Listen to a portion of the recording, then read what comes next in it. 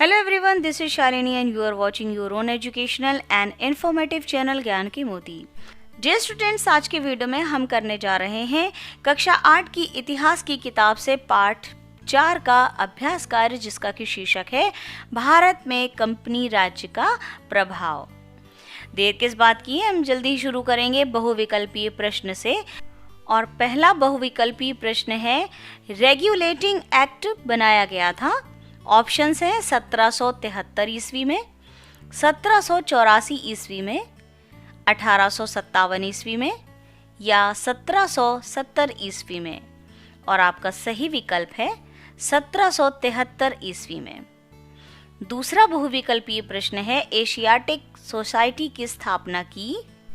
Options हैं राजा राम मोहन राय ने, William Jones ने, क्लाइव ने या लॉर्ड मैकॉले ने। और आपका सही ऑप्शन है विलियम जोन्स ने। बढ़ेंगे अति लघु उत्तरीय प्रश्न की ओर। पहला है, बंगाल में दोहरी शासन व्यवस्था किसने शुरू की। उत्तर लिखिए, बंगाल पर नियंत्रण होने के बाद क्लाइव ने बंगाल में दोहरी शासन व्यवस्था शुरू की।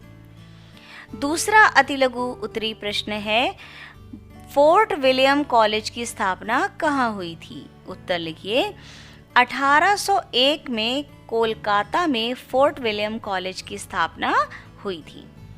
तीसरा है, सुप्रीम कोर्ट की स्थापना किस गवर्नर जनरल के समय में हुई। उत्तर लिखिए, सुप्रीम कोर्ट की स्थापना गवर्नर जनरल वॉरेन हेस्टिंग्स के समय में हुई।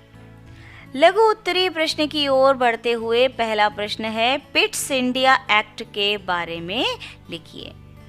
उत्तर लिखिए, ब्रिटिश संसद ने 1784 ईस्वी में एक नया कानून पारित किया था जो पिट्स इंडिया एक्ट कहलाया। इस अधिनियम के द्वारा ब्रिटेन में एक नियंत्रण परिषद यानी बोर्ड ऑफ कंट्रोल की स्थापना हुई।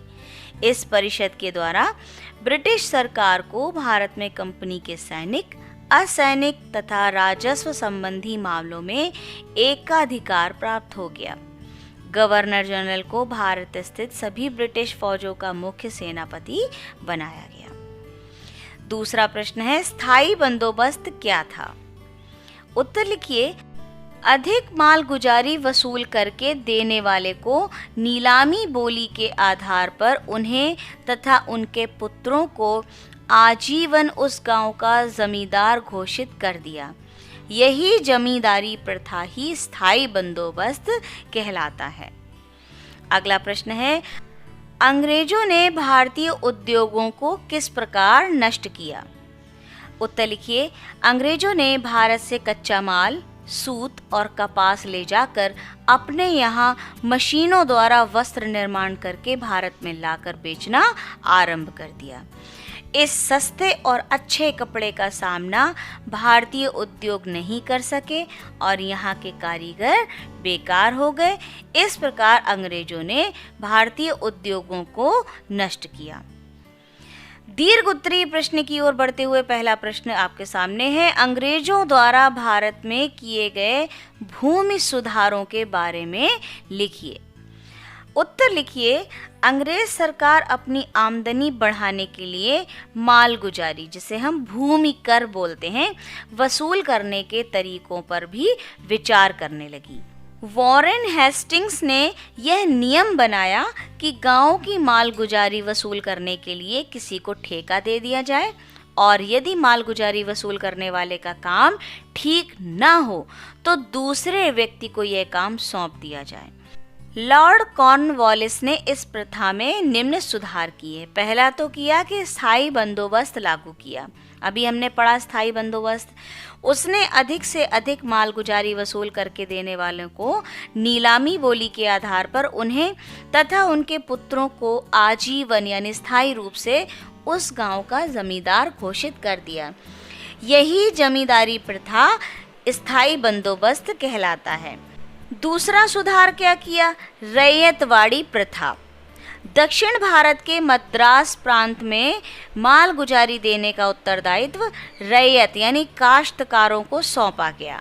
मालगुजारी की धनराशि लगभग 30 वर्ष के लिए निश्चित कर दी गई।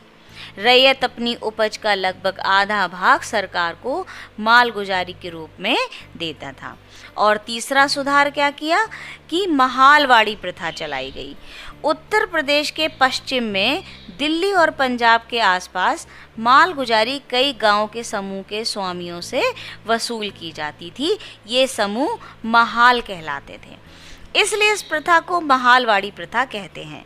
सरकार महाल पर स्वामित्व रखने वाले से मालगुजारी वसूल करने का समझौता करती थी।